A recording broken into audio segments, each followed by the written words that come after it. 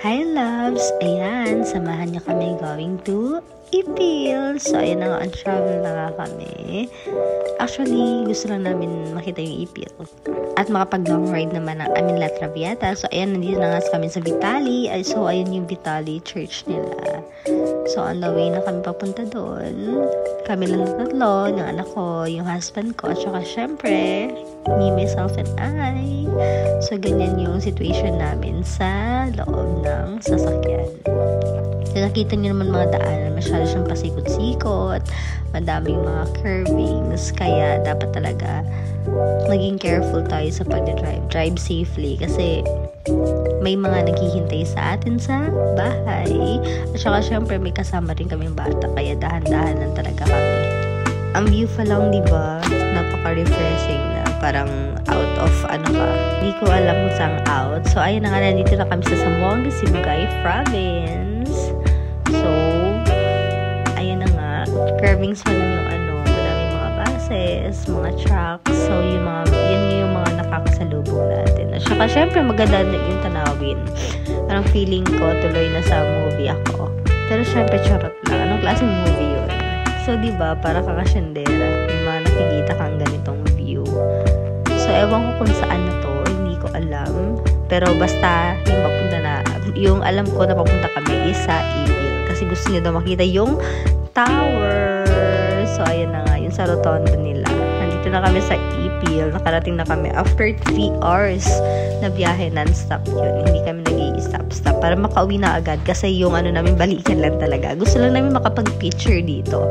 So, yung pictures in-upload ko na. Pero yan yung inaabangan namin. Yan yung gusto lang talaga namin puntahan. Pero syempre, para makagala na rin before mag-end yung year 2023. So, ayan, paikot-ikot kami kasi nga hindi namin kabisado yung lugar. Actually, naghahanap kami ng makainan kasi lunchtime na that time. So, pupunta kami, napag-isip-isip namin, pupunta kami sa Gaisano Mall nila. But then again, pagdating namin, masyadong mainit yung parkingan, pero not bad naman. Kaso nga lang. So, ayan, naghanap nga kami ng aming makakainan kung saan magla-lunch kami. Pagdesisyonan namin na dito kumain sa Talisay Heights. So, ayan, nandito nga kami. Ang ganda-ganda ng view nila. At saka, syempre, hindi kami kakain dito kung hindi namin nakita yung mga reviews na sinearch namin by Google. Ang sarap ng mga pagkain nila and very affordable din. At saka, one thing din is ang ganda ng ambience ng lugar. So, ayan, very refreshing, tapos malinis, very accommodating din yung mga staffs nila. So, kahit nga si Alonzo, agad-agad kumuha ng pagkain kasi for sure gutom na rin siya. At syempre, I know naman na nagustuhan niya talaga kasi grabe yung kain. Nakita niyo naman, siya na mismo yung nag-ano sa kanya. Kumuha ng kanin sa ulam niya. So, ayan, gutom-gutom na ng anak ko. Ayan, kumakain na siya. Ang sarap-sarap talaga ng food. Hindi ba na kami masabi. Nakadalawang platter kami dyan. Yan lang talaga yung pinunta namin sa Ipil. I-recommend ko talaga ang Talisay Heights. Sa staff, sa view, sa ambience ng lugar nila, ng place, at saka sa food. Very 5-star. Very thumbs up kami. So, ayan na nga. Nakita niyo naman yung view. Ang ganda-ganda. Wala ko talaga masabi. So, after namin mag-lunch, ayan, umuwi na rin kami agad-agad kasi nga baka magabihan kami. So, hindi pa namin masyadong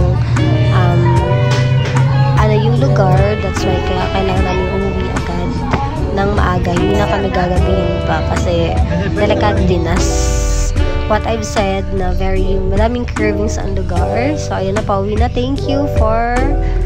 Visit us again. And then, next niyan is makikita niyo I love Zamboanga City. So, ayan pa rin yung dinaanan namin kanina. Nagaganda pa rin ang view. Hindi ko rin kasi very refreshing talaga. Hindi nagsisisi yung parang balikan lang namin. Kasi, at least nakapag-road trip kami. Family bonding na rin as well. At saka, very nakakawala ng stress. Diba? So, ayan, magaganda talaga ang view. So, yan lang po. Bye!